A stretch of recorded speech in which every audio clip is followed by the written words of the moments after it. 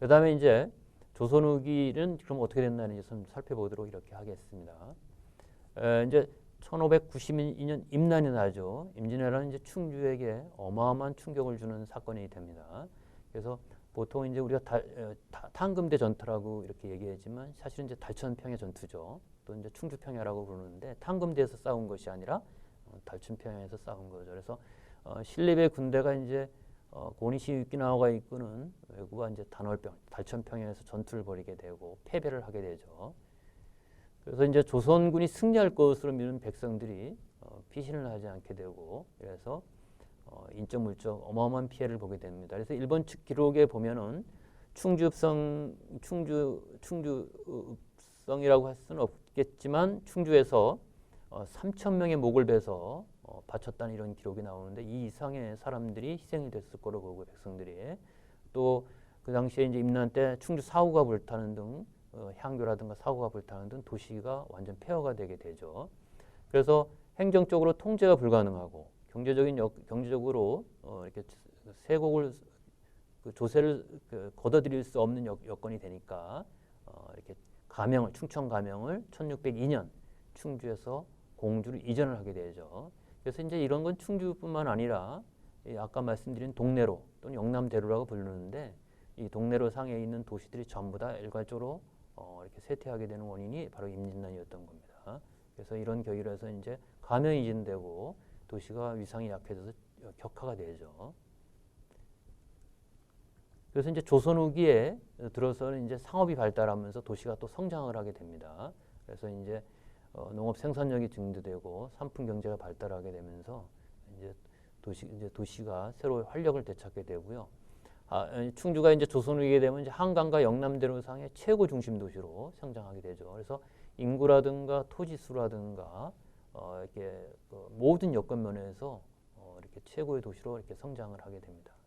자, 이래서 이런 도시의 위상을 갖추게 되고요. 그다음에 읍성을 개축하게 되죠. 그래서 이제 1866년 병인양요가 나고 나서 전국의 성곽을 정비하라는 왕명이 내려지게 됩니다. 그래서 고종 6년 1869년도에 당시 충주 목사로 있던 조병로가 읍성을 개축하고 건물 일부도 이제 재건을 하게 되죠. 그 건물이 청량한 재금당 상구수청각 같은 건물들을 다시 짓게 되는 겁니다. 그래서 이제 읍성의 규모는 이제 읍성 규모는 이제 둘레가 3,950척. 그래서 영조축으로 따지면 뭐 1,225m 정도 된다고 해요. 정확하지만 좀 아무튼 이렇게 될 거로 보고요. 높이가 20척 해서 6.2m 이렇게 최후 두께죠. 성의 두께가 7.75m 이런 이렇게 성벽이 만들어지게 되는데 지금의 이제 제1로탈이 좀 아랫부분에서 제1로탈이 연결되는 부분, 충주시에 제1로탈이 연결되는 부분, 그 다음에 그 제1로타리에서 알림동 쪽으로 가다가 문화회관 뒤편으로 해서 교육청 지금의 이제 문화회관 앞쪽까지 연결된 다음에 제1로타리 쪽 연결된 부분이 이제 충주 읍성이 있던 지역인데요. 뒤에 사진을 보고 한번 이렇게 설명할 기회가 돼 있을 겁니다. 이렇게 보시면 됩니다. 그래서 우리가 보통 이제 조선시대 관아가 있던 곳에 가보면은 이렇게 관아공원이라고 부르죠. 거기에 가보면 이런 축성 사적비가 있죠. 그래서 읍성을 새로 쌓았던 것을 기념하기 위해서 사적비를 만들어놨는데 중요한 자료라고 할 수 있는 역사를 할 수 있습니다. 그래서 읍성의 시설을 보면은요, 1860년 개축 에 동서남북 4대문, 그 다음에 수문청이 있었고요. 이렇게 밤에 비상시에 통과할 수 있는 야문하고 성내에 물을 이렇게 빼내기 위해서 만든 수구문들을 갖추고 있었다고 이렇게 합니다. 그래서 북문이 있었는데 북문이 이제 정문이죠. 그래서 이제 이게 중문이 왜 정문인지는 이제 풍수지리라든가 이런 걸 가지고 설명해야 되는데 오늘은 이게 시간이 없어서 그런 게 좀 어려울 것 같고요. 북문이 정문이어서 크게 더 크다는 겁니다. 그래서 15칸이었죠. 다른 데는 10칸, 8칸이었는데 그래서 정면 5칸, 측면 3칸. 이렇게 남문은 이제 남풍루라고 불렀었는데 이제 개축한에 봉화문이라고 이렇게 이제 다시 이름을 바꾸죠. 그래서 문루는 10칸이었습니다. 이렇게 보시면 되고 서문은 이제 만경루라고 했었는데 개축 후에는 이제 희구문으로 바꾸죠. 문루 8칸이고 정면 4칸, 측면 2칸 이렇게 되는 겁니다. 동문은 이제 기록이 없는데 이거는 이제 왜 이러냐면 이렇게 조선 후기가 되면 동문은 기록에 그러니까 비변사 일지에 보면은 뭐라고 나와 있냐면 동문이 쓰러져서 흔적이 없다고 이렇게 나와 있습니다. 그래서 동문이 있었는데 흔적이 없다 보니까 아마 이런 기록이 전부 다 사라져 버렸던 걸로 보이고요. 그래서 일부 연구자들은 충주는 3대문이 있었는데 이렇게 설명하는 경우가 있는데 그건 아니고요. 4대문이었었는데 이 동문이 이렇게 이제 쇠락을 해서 이렇게 무너져 있었던 거죠.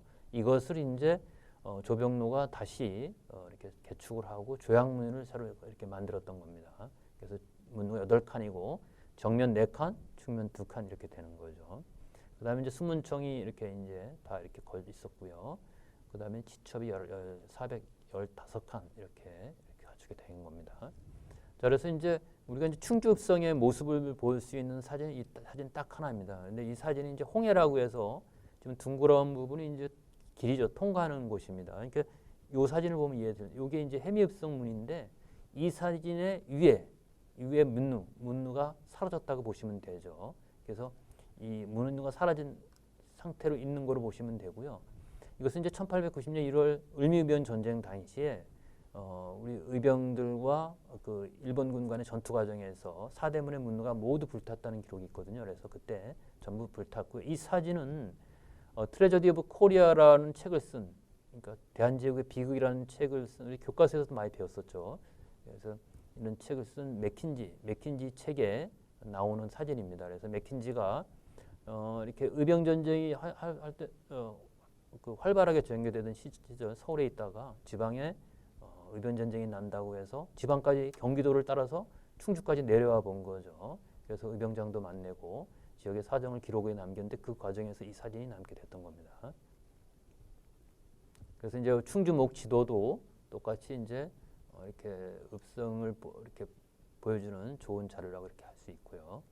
그 다음에 이제 요거는 이제 일본군 정탐이라고 하는데 1890년도에 이제 측량을 하는 과정에서 일본인들이 그린 지도입니다. 우리의 실정을 파악하기 위해서 그 당시에 들어왔다가 이제 그린 지도인데 이제 남게 된 거죠. 이렇게 되고요. 그 다음에 이제 조시의 주요 시설을 볼 필요가 있습니다. 그래서 이제 보통 이제 첫째는 이제 관할 시설을 봐야 되겠죠. 그래서 보통 조선시대 도시에도 지금과 똑같이 관할 시설이 있었고, 그 다음에 제사 시설이 있었고, 그 다음에 교육 시설이 있고, 그 다음에 상업 시설이 있고, 또 기타 뭐 어떤 분들은 뭐 성벽이라든가 도시 시설 이런 걸 들기도 합니다. 그런데 이제 보통 이 4개를 조선시대 주요 시설이라 하고요. 지금도 이건 뭐 큰 다름이 없습니다. 만약에 지금 우리가 살고 있는 충주의 뭐 도시 시설 이렇게 얘기한다면 뭐 시청, 뭐 검찰청 이렇게 관할을 얘기하는 거와 똑같이 큰 차이가 없고요. 교육 시설하면 학교를 얘기하는 거고, 상업 시설에 뭐 이렇게 상가가 어떻게 펼쳐져 있는 이런 거 보는 것처럼 큰 차이는 없습니다. 그래서 이제 보통 관할시설 충주목의 통치자들이 이제 직무 공간인과 그 밖에 이제 구성원들, 이제 향리라든가 그 군인이라든가 노비라든가 이들의 업무 공간을 말한다고 이렇게 볼 수 있습니다. 그래서 이제 관할시설에 보통 대표적인 게 객사죠. 그래서 이제 객사 있고 그 다음에 동원 이게 이제 관하고요. 그 다음에 내하 이렇게 내하는 이제 그 수령의 지방 수령의 가족들이 머무는 곳이죠. 그 다음에 향청, 그 다음에 이제 질청 이런 것들이 이제 관할 중심 시설이 되고요. 그래서 이제 객사를 보면요, 충주 객사에 대해서는 북문 안에 있으면 48칸이라 이렇게 기록되어 있습니다. 객사의 당호는 중원간이에요. 그래서 이 객사를 모습을 보여주면 참 좋은데 지금 남아 있지 않아서 보여드릴 수가 없는 게 이제 좀 죄송합니다. 그래서 이 중원간인데 충주가 중원 땅이라는 역사 의식을 조선시대도 계속 가지고 있었다는 걸 보여주는 이렇게 이름이라고 이렇게 할 수 있죠. 그래서 지역마다 각 지역의 고유의 이름을 갖게 이제 뭐 상상간이 뭐 이런 저런 이름이 있습니다. 그래서 이제 보통 객사는 이제 지방을 여행하는 관리나 사신들의 숙소로 사용되고요. 지방 수요령이 초하루라든가 보름에 이렇게 망골향백 거를 향해서 예를 올리는 거죠. 이런 기능을 했던 겁니다. 그래서 이제 충주 객사는 이제 1915년도 간이농업학교 교실로 쓰이다가 이제 1920년대 초에 이제 일본인들이 철거를 하면서 역사 속으로 사라지게 되죠. 그래서 이제 1915년도에 만들어진 간이농업학교는 지금의 충주농고가 아니고요. 일제가 농업 육성을 위한 기초 기초 하급 관리라든가 하급 요원을 양성하기 위해서 만든 1년짜리 학교였습니다. 그런데 그 학교를 이제 만들다 보니까 객사가 있어서 객사 건물을 약간 수리를 해서 이렇게 사용했던 거죠. 그리고 1920년대 초에는 이제 폐사가 되고요. 이제 현 KT 자리에 있었던 겁니다. 그래서 지금 동그라미 쳐져 있는 부분이 이제 KT 자리라고 이렇게 얘기했는데 그쪽에 객사가 있었고요. 지금 그 하얀 부분이 관아공원이 관아공원이나 이렇게 쓰면 안 되는데 진짜 관아공원이 있는 곳이고요. 그 다음에 지금 네모난 부분 빨갛게 이렇게 네모난 4개가 이제 사대문이 되는 건데요. 죄송하게 제가 이제 이 지도를 좀 준비했어야 되는데 미처 생각을 못했습니다. 그래서 이 문 이제 사대문이 이렇게 있고 지금 청령원이 있고 객사가 있고 그 이 안에 수많은 관아 건물과 민가 이렇게 일반인들 초가집들이 빼곡히 들어서 있는 형태가 조선시대 때 이제 도시공간의 모습이 되는 거죠. 그래서 이제 이 추정도도 다시 한번 그려서 이렇게 설명을 하고 이러면 참 좋았는데 제가 이 준비가 부족해서 죄송하게 됐습니다. 그래서 이렇게 보시면 됩니다. 그다음에 이제 청령원을 들 수가 있죠. 객사 다음에 청령원인데 충주 목사가 근무하는 동원입니다. 그래서 청령원은 동원의 이름이죠. 동원은 이렇게 서편에 있다고 동원이고요. 서원은 이제 내하가 되는 거죠. 그래서 1870년 8월에 이제 화재로 소실됐던 것을 이제 조병로가 개축을 하게 중건을 하게 되는 겁니다. 정면이 7칸이고 측면이 4칸이죠. 그래서 1983년도 보수 공사를 하다 보니까 지붕에서 시주자 명단에 갖는 기하가 발견됐다는 거죠. 그래서 그 보면 창룡사와 인근 사찰을 철거해서 중건했다는 걸 알 수 있게 됐다는 겁니다. 그래서 일제시대 때는 이제 군청의 그 군청으로 이렇게 사용되게 되죠. 그 다음에 이제 이 청령원 옆에 30년대가 되면 일본식 건축물로 이렇게 그 군청 건물을 새로 만들죠. 그래서 이제 청령원은 보통 건업가로 쓰이고 이렇게 그 신축 건물 일본인들이 일본식으로 썼던 신축 건물은 내무가로 쓰이다가 이제 우리가 이제 계속 이 상태를 받아서 중원군청으로 쓰던 1982년도까지 계속 새로 져서 군청으로 쓰다가 82년도에 이제 중원군청이 지금의 이제 센트럴 프로즈 자리로 이사를 가면서 전부 다 이렇게 원상 복원을 했던 거죠. 그래서 이제 그 자리에다가 지금은 이렇게 했던 건데 여기 보면 이제 이 청령원의 모습입니다. 그래서 이 청령원에 대해서 이제 여러 가지 답사를 하신 분들이 표현해 보면은 잘생긴 남자의 모습이다 이럴 정도로 상당히 건축 양식이 뛰어나고 이렇게 훌륭한 건물이라고 이렇게 얘기를 하죠. 그래서 이제 이 건물이 원래는 이제 일제시대 모습을 좀 제가 보여드렸어야 되는데 일제시대 지금 식민지 도시를 하는 것이 아니다 보니까 그래서 혼란스러울까봐 안 보여드렸는데 일제시대 되면 일본인들이 개조를 해서 전혀 다른 모습으로 쓰였던 거죠. 그러다가 이제 82년대 복원을 해서 지금 같은 모습을 우리에게 가까이 있는 겁니다. 그래서 재금당이 있죠. 이제 재금당이 이제 그 청령원 바로 옆에 있는데요. 조선 초기 관아 건물로 추정되고요. 그다음에 이제 정면 7칸, 측면 3칸. 그래서 이제 1870년도에 청년원과 함께 소실된 것을 똑같이 조병로가 중건을 하게 됩니다. 그래서 청년원보다 남쪽으로 약간 배치해서 전혀 다른 공간에 있었던 거죠. 요거는 게다가 이게 그 일제 시대라든가 해방 후까지도 이제 군수의 그 관사로 사용하게 되죠. 그래서 이제 1980년 이제 군청 이전한 후에 이제 똑같이 청년원과 함께 복원해놔서 현재 이르게 된 겁니다. 이 건물이죠. 그래서 지금 관아에 가보면 이 건물이 있죠. 그래서 요 건물을 보시면 될 것 같습니다. 그 다음에 이제 상고수청각이죠. 상고수청각은 이제 재금당 뒤편에 있죠. 조그마한 건물인데요. 정면 4칸, 측면 1.5칸짜리입니다. 그래서 이렇게 이제 보통 재금당과 상고수청각은 한 울타리 안에 있는 건물입니다. 한 목적을 위해서 만들어진 건물이어서 남산을 향해서 정남형이고요. 이제 왕실과 관련된 건물로 이렇게 추정하고 있습니다. 그래서 이제 충주 사구에 오는 왕실 종친이라든가 학자들이 머물던 곳으로 이렇게 판단하고 있습니다. 그다음에 이제 청령원은 이제 대림산을 향해 있어서 방향도 틀리고 공간도 틀린데 지금은 한 공간을 이렇게 몰아놨죠. 그래서 좀 이것도 문제는 있습니다. 그래서 이런 상고수청각의 모습이죠. 이렇게. 그래서 이렇게 이 모습을 그 연구한 분의 기록에 보면 이렇게 하는 게 그림을 그려놓은 걸 보니까 전혀 다른 공간을 알 수 있죠. 뭐 방향도 틀리고 서로 이렇게 높낮이 위치도 다 틀린 겁니다. 그 다음에 이제 이게 충청 가명문인데 요 건물 하나만 이제 여태까지 복원을 했던 거죠, 우리가.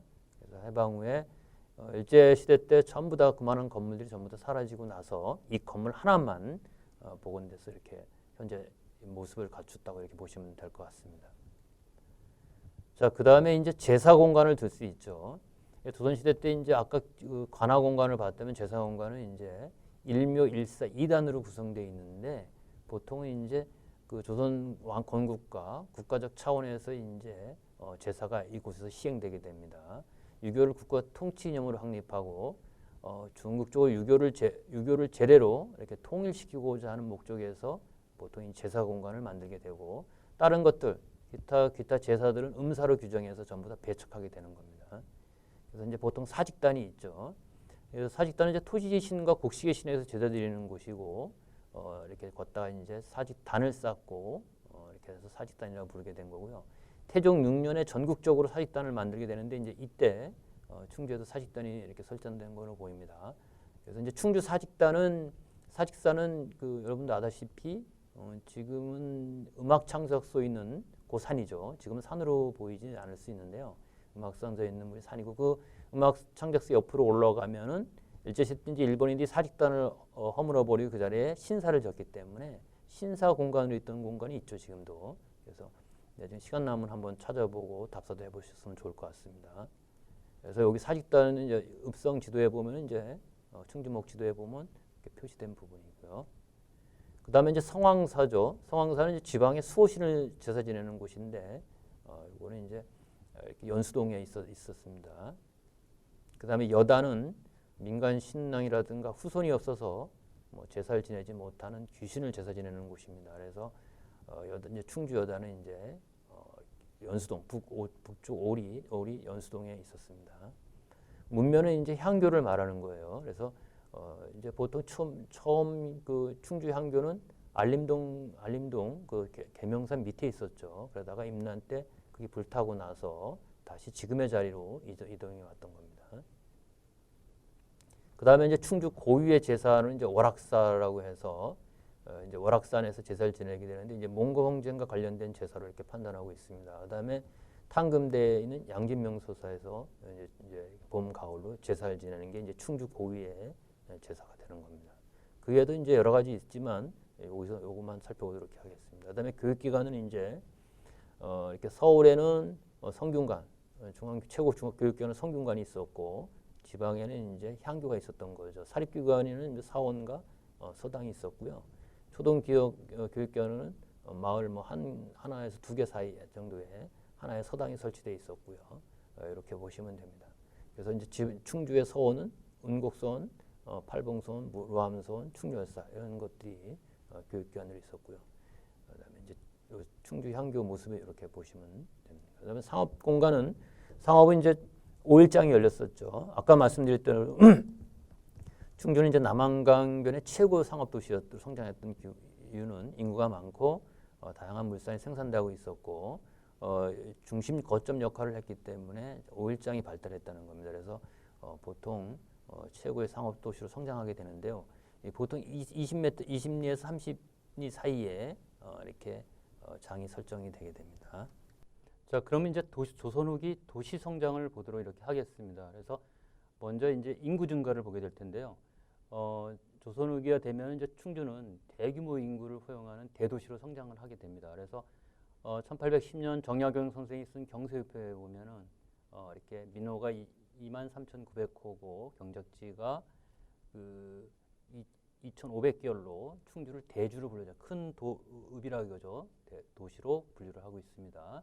그 다음에 이제 1789년 호구총수에 보면은 지금 이제 흐릿해서 잘 안 보이겠지만 충주가 이제 순위가 나와 있죠. 그래서 그 인구수는 4번째가 되고요. 그 다음에 그러니까 호수는 7번째 이런 식으로 이렇게 표시가 되어 있죠. 그래서 전국적으로 큰 도시에서 이렇게 성장을 하게 된 겁니다. 자, 그래서 이제 그 농업 생산 그다음에 상업의 발달로 도시가 성장하게 돼서 도시 구역이 확대가 되죠. 이전에 이제 아까 말씀드린 대로 성 안에만 살았던 사람들이 이제 조선후기 도시가 성장하면서 성 밖으로 전부 더 나가서 도시가 구역이 확장되게 되게 되었던 겁니다.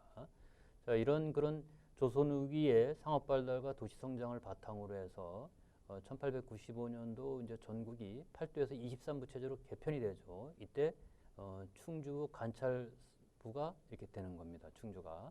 그 다음에 다시 이렇게 13도 체제로 갖춰질 때 충청북도 관찰부가 되는 거죠. 이 1896년도에 8도에 있던 충청도가 충청북도, 충청남도로 갈리게 되고요. 충청북도 도청소재지는 충주가 되고 충청남도 도청소재지는 공주가 됐던 거죠. 그것이 이제 이렇게 일제 시대를 거치면서 충주 것은 청주로 가고 도청소재지가 공주에 있던 것은 대전으로 옮겨가면서 이렇게 이제 도시의 명암이 갈리게 된 겁니다. 그래서 이제 일제 침략과 식민지 도시 공간, 도시 형성을 보도록 이렇게 하겠습니다. 그래서 이제 이런 그 도시의 조선후기 발달은 이렇게 이제 일제가 침략하게 되면서 새로운 전기를 마련하게 되는데요. 이제 먼저 군대가 주둔을 하게 되죠. 그 다음에 이런 군대가 주둔하게 되면서 이 군대를 중심으로 해서 지배 거점을 만들게 되죠. 그래서 1898년 이후로 일본군과 경찰 등 각종 이렇게 침략을 위한 기구들이 읍성을 장악하게 됩니다. 읍성에 침투하게 되죠. 그래서 조선시대 관할 시설은 점차 일제의 침략을 위한 시설로 대체되게 되는 겁니다. 자, 그 다음에 이제 이렇게 해서 지역이 일제에서 장악이 되가과 마찬가지로 이제 일본인들이 이주해 오게 되죠. 그래서 러일 전쟁을 전후해서 충주에 일본인들이 본격적으로 이주하게 됩니다. 그래서 이제 보통은 일본인들이 이제 이 당시에 이주해 왔던 이유는 충청부터 도청소재였죠. 충주가. 그래서 상업이 발달하고 땅이 넓어서 경제적인 발전 가능성을 보고 일본인들이 이제 충주로 이주해 온 겁니다. 충주는 사실은 이주하는 일본인들 입장에서는 가장 적합하지 않은 장소가 될 수 있습니다. 왜냐하면 어떤 문제가 생기게 되면 빠르게 일본으로 도망을 가야 되는데 충주는 그 내륙 깊숙한 곳에 있기 때문에 그 측면에서는 약간 불리하다는 거죠. 그럼에도 불구하고 러일 전쟁을 전후해서 일본인들이 마구 이주해 오게 되죠. 그러다가 이제 1908년도 충청부터 도청이 충주에서 청주로 강제 이전을 하게 되면서 일본인들이 수도 이렇게 줄어들게 되게 됩니다. 그러다가 이제 1910년이 넘어서게 되면 다시 일본인들이 점차 이주하는 일본인들이 수가 증가하게 되고 20년대, 30년대 되면 일본인들이 보통 이렇게 그 1000명, 1400여 명 정도를 유지하게 이렇게 되는 겁니다. 그래서 이제 이렇게 이주했던 일본인들은 보통 이렇게 이제 일본인 군청이라든가 경찰서라든가 은행이라든가 이런 각종 시민 지배 시설에서의 보호와 후원 이런 것들을 등에 업고 지역을 지배하는 지배자로 또는 유력자로 뭐 실력자로 이렇게 이제 성장을 하게 돼서 우리 조선을 지배하는 지배세력으로 군림을 하게 이렇게 되는 겁니다. 자, 그 다음에 이제 충주가 이제 일제 침략이 되면 여러 가지 영향을 받게 되는데요. 보통 이제 1906년도에 있었던 지방구역 정리를 둘 수가 있죠. 그래서 이제 보통 충주 지역에 속했던 12개 면 이게 이제 음성군으로 넘어가게 되죠. 그래서 이제 보통 음성군이 그 조선시대까지만 해도 읍내면하고 원남면만 음성이었었고 나머지는 전부 다 충주 지역이었었죠. 근데 이제 보통 요때 1906년 지방구역 정리로 인해서 음성으로 충주 땅의 3분의 1 정도가 넘어가게 되고, 그러니까 많은 정도가 넘어가게 되죠. 그래서 이제 음성이 엄청 크게 된 거고요. 그 다음에 한계면 이게 이제 그 괴산군으로 넘어가게 되죠. 그래서 이제 38개 면이었었는데 그 당시에 25개 면으로 이제 축소가 되게 되는 겁니다. 그 다음에 이제 1908년 도청소재지를 이제 경부철도 인근에 있는 청주로 이제 일제가 강제 이전을 하면서 이제 도시가 좀 쇠퇴하게 되는 거죠. 아까 말씀드린 대로 충주는 이제 한강 수운을 기반으로 해서 성장한 고대로부터 성장한 도시였었는데 산업혁명 이후 새로운 기계 문명이 서구로부터 도입되면서 일제에 의해서 경부철도가 이렇게 놓이게 되죠. 이거 따라서 역사의 가정은 없지만 우리가 설계했다면 아마 달라질 수 있었을 텐데 이런 얘기는 할 수 있을 것 같습니다. 그래서 철도 연변에 있는 일제 입장에서는 충주는 교통이 불편하다고 이렇게 봤던 겁니다. 일제 입장에서는. 그것은 뭐냐면 철도가 없기 때문에 계속해서 건다든가 마차를 타고 충주까지 와야 된다는 거죠. 그래서 교통이 불편하다고 이렇게 여겼던 거고, 그래서 보다 가까운 경부선 철도 역인 조치원이죠. 조치원역에서 보다 가까운 청주로 이전하게 됐던 거죠. 그래서 일제가 침략하는 통로는 경부선 철도로 들어와서 조치원역이 이제 충청북도의 관문이라고 일본인들이 표현합니다. 그래서 조치원서부터 청주로, 청주에서 음성에서 계산으로 충주로 이렇게 침투해 들어오게 되죠. 일본인 세력이. 그래서 이제 결국은 1928년도가 되면 일본인들이 이제 충북선을 이렇게 충주까지 놓게 되고 한강 수운이 더 위축되게 되는 결과를 초래하게 되죠. 그래서 1950년대가 되면 한강 기능이 많이 상실되게 되고요. 한강에 팔당댐이 놓이면서 수운이 이제 이렇게 역사 속으로 완전히 사라지게 되는 이렇게 결과를 초래하게 되는 겁니다. 그래서 이런 과정을 통해서 이제 충주가 이렇게 쇠퇴하게 됐다고 이렇게 보시면 될 것 같고요. 그 다음에 이제 이 시구개정이라는 도시계획이죠. 일종의 시가지 개수계획 뭐 이렇게 부르기도 하는데요. 시구개정이라는 이제 일제가 한 이것이 일종의 도시계획이 지금 충주 도시공간, 그러니까 성내동에 있는 읍성을 중심으로 한 충주의 조선시대 도시공간들이 완전히 사라지는 이런 계기점이 되죠. 그래서 일제가 이제 1913년서부터 16년까지 일종의 도시계획이라고 하는 시구개정을 시행합니다. 그래서 충주 읍성의 성문과 성벽을 철거하고 그 자리에 이제 직선형 도로를 만들게 되게 되죠. 그래서 이제 지금 우리가 뭐 이렇게 제1로타리면 직선형 도로는 이때 만들어진 겁니다. 그래서 그 다음에 이제 성내동 안에 있는 길도 뭐 이렇게 이때 만들어진 거죠. 물론 이제 조선시대 때 구불구불하고 이랬던 우리 도로들을 일정 부분 펴고 또는 일정 연결하면서 완전히 그 도시를 파괴했다고 봐도 되죠. 그래서 지금 13년부터 16년까지 부역으로 수많은 사람들을 동원해서 대규모 토목 사업을 벌였고 그 과정에서 이제 길을 내고 이렇게 전통 도시 공간들이 전부 다 사라지게 된 거죠. 그 안에 있던 아까 충주목 지도에서 봤던 그런 그 전통 건물들은 일제 시대를 거치면서 그대로 존속하다가 기능이 다하면은 철거해버리고 일본인들이 일본식 건물을 지면서 전부 다 사라지게 됐고요.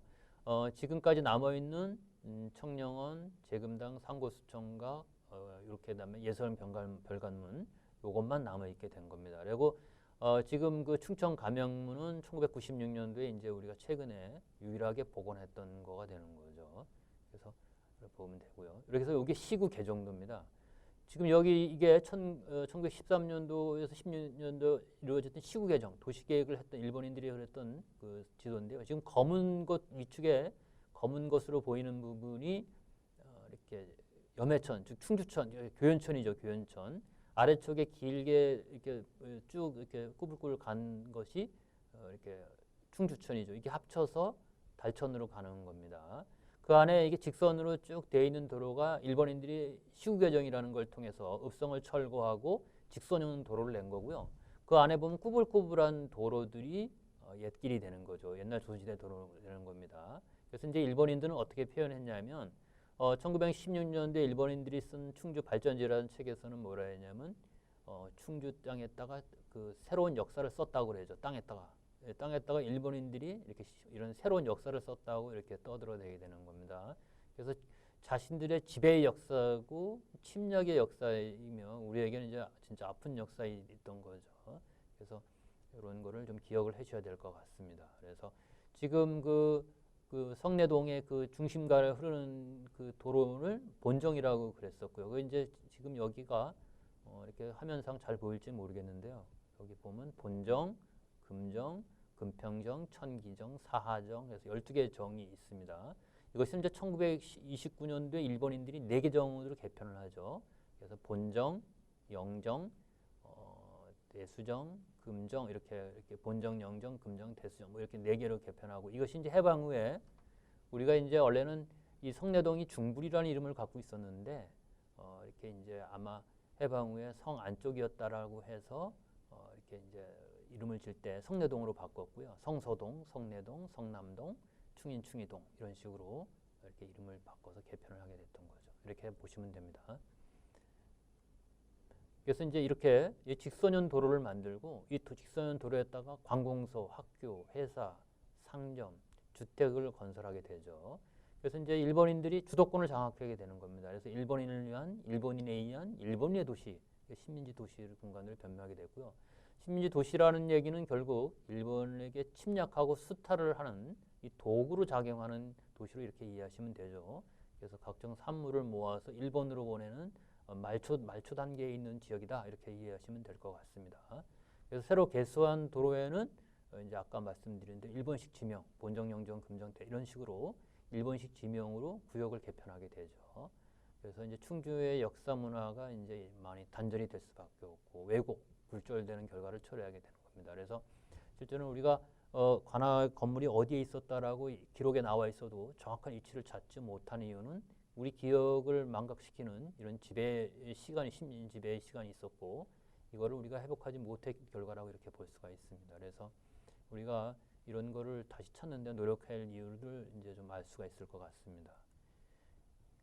그래서 이제 여태까지 조선시대 때 이제 도시가 어떻게 만들어졌는지를 봤었고요. 그게 그 도시가 어떻게 성장했는지를 봤습니다. 그래서 보통은 이제 그걸 봤었고 그게 일제시대가 되면서 일본인들에 의해서 어떻게 철거가 되고 지금까지 우리가 해방 후에 어떤 모습으로 성장했는지에 대해서 대충 여러분들이 감을 잡을 수가 있을 것입니다. 그래서 이제 조선시대 도시공간에 대해서 우리 이제 이렇게 또 다시 한번 검토해 보도록 이렇게 하겠습니다. 그래서 조선시대 충주 도시공간은 충북 북부, 그러니까 제천, 음성, 괴산, 단양, 청풍, 단양, 요런 청풍, 연풍이죠. 이런 지역들을 가지고 보통 충주목 관할에 있는 그 군현이라고 그렇게 얘기를 하죠. 예하 군현을 보시면 됩니다. 이런 지역뿐만 아니라 강원도, 영월, 평창, 정선, 그다음에 경기 남부, 이천, 장호원, 여주, 용인, 경상도에 이제 이런 지역의 중심도시였던 거죠. 그래서 남한강이 흘러가는 그 주변에 있는 도시들의 중심 도시가 이제 충주가 되는 거고, 그렇기 때문에 충주를 통해서 이렇게 상업, 그러니까 장을 보러 들어온다든가 아니면 행정적인 일을 처리한다든가 기타 서울로 넘어갈 때 충주를 거쳐서 가게 되죠. 그래서 이런 측면에서 이렇게 중심 도시로 역할을 했던 거로 보시면 되고요. 이런 과정에서 이렇게 이제 충청 가명이 설치됐던 1395년에서 1602년까지 이때 이제 행정 중심지 역할을 했었고요.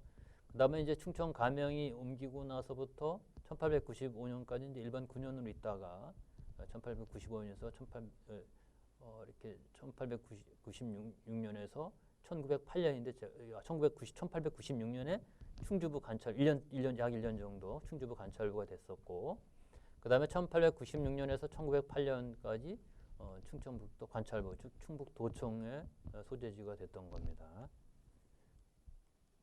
그래서 이제 영남과 한양의 문화와 문물을 흡수해서 전파하는 정치 경제 문화의 중심지 역할을 했다 이렇게 볼 수 있는 것이요. 보통은 이제 그 156년 8년도에 개통되는 계림령하고 중령이 이제 경상도 사람들이 충청도를 거쳐서 서울로 올라가는 통로가 되는데요. 두 개가 충주를 거쳐 가죠. 그러다 보니까 경상도 사람들이라면 항상 충주를 거쳐서 가기 때문에 거점이 된다는 겁니다. 그래서 영남과 한양을 연결하는 거점 도시, 전략적 군사적 거점 도시다 이렇게 보시면 되고요. 또 남한강 유역의 최고 상업 중심 도시 이렇게 보시면 될 것 같습니다. 이런 도시로 조선시대 때 충주를 생각하시면 되고요. 그 다음에 이제 읍성을 중심으로 한 도시공간, 조선시대 도시공간은 어떻게 봐야 될까 이런 이제 관아와 각종 도시 시설이 밀집된 역사 공간이라고 이렇게 볼 수가 있습니다. 그래서 실제로 이제 지금은 남아 있는 것이 아무것도 없지만 이렇게 충주목 지도를 통해서 이렇게 보듯이 관아라든가 각종 시설들이 밀집한 이렇게 그 도시 공간이 있었고 오래된 그 역사 공간을 느낄 수 있죠. 그래서 이런 역사 공간이고요.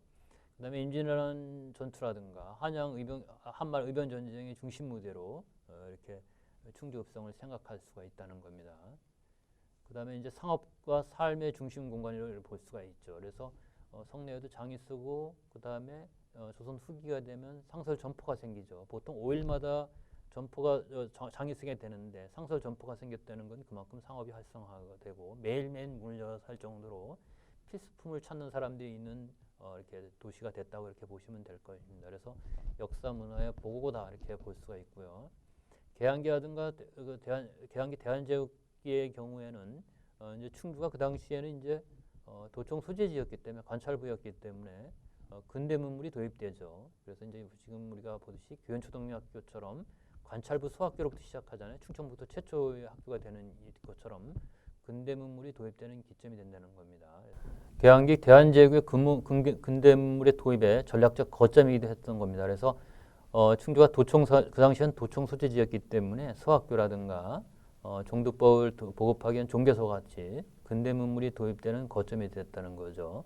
또한 이제 업성을 중심으로 한 이런 도시 공간은 충주 역사의 근간이고 핵심이라고 할 수 있죠. 비록 이제 지배자의 공간이고 어떻게 보면 민의 입장에서는 이렇게 억압과 탄압의 중심이라고 이렇게 볼 수 있지만 그런 측면에서는 좀 안타까운 측면이 있지만 역사의 근간이고 또 이렇게 역사의 핵심이며 현대 도시까지 계속 연결되고 있죠. 지금 삶까지. 그래서 현대 도시의 모태가 된다고 이렇게 보면 될 것 같습니다.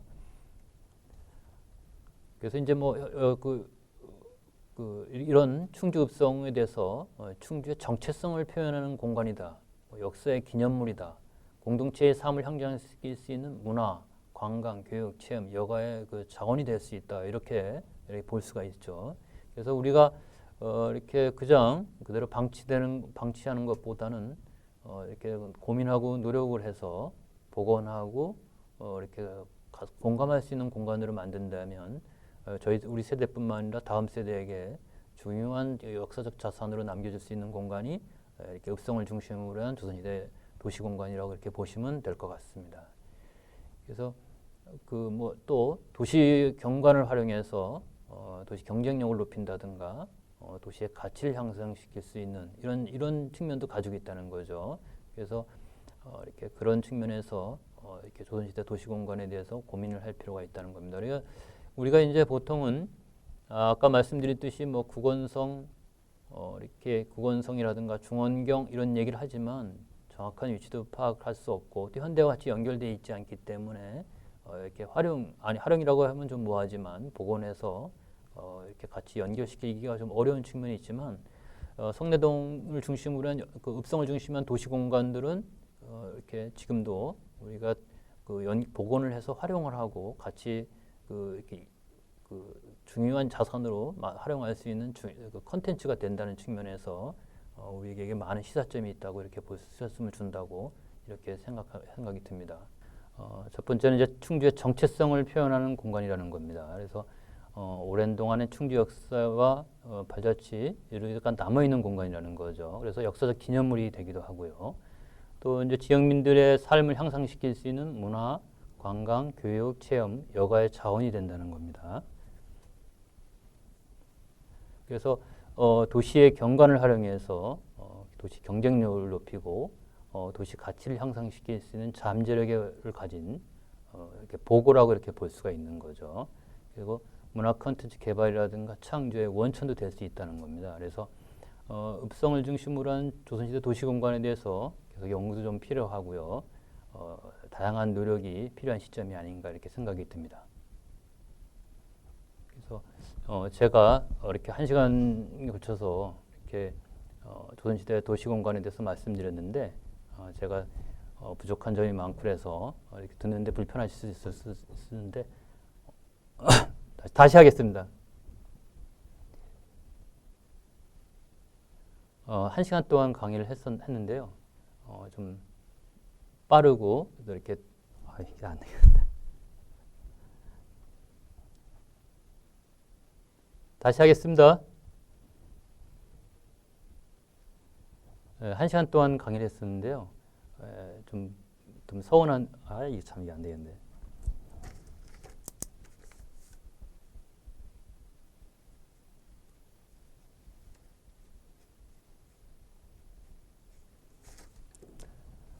다시 하겠습니다. 1시간에 걸쳐서 조선시대 도시공간에 대해서 강의를 했습니다. 다소 부족한 측면이 있는데 그걸 양해 부탁드립니다. 감사합니다.